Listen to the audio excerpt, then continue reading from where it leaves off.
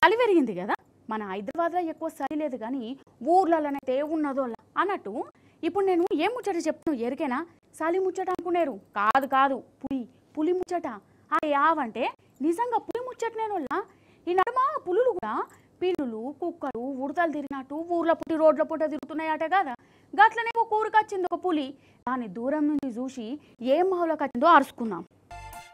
కామారెడ్డి జిల్లా నిజాం సాగర్ జనాలకు తెలియజేయనదేమనగా, మీ మండలంలో పులి తిరుగుతున్నదాహో, చీకటైతే చాలు రోడ్ల మీద చక్కర్లు కొడుతుందాహో, అగజూడుర్రి పులి కనబడ్డదా, చీకట్లా ఎట్లా నడుస్తాందో అన్నట్లు నేను ఇట్లా సాటింపు ఎత్తున్నా అని మీరు భయపడేరు.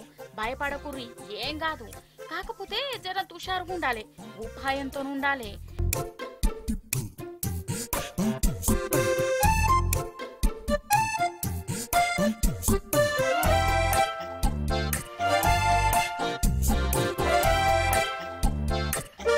అయితే మాకి అనే ఊరు దగ్గరనే ఈ పులి బగ్గా తిరుగుతుందట. నువ్వులా అగో సెల్ ఫోన్లలో వీడియో కూడా తీసిర్రు.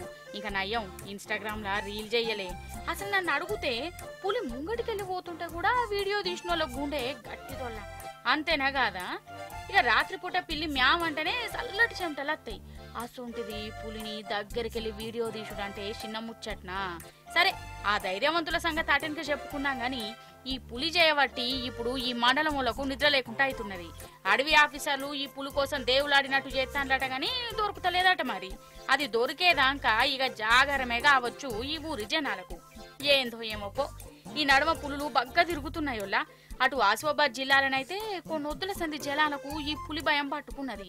అటు మహబూబ్ నగర్ జిల్లా ఊర్లలో కూడా 2-3 పులులు తిరుగుతున్నాయి అంటుర్రేంది కొందరికి కనబడ్డాయి కూడా.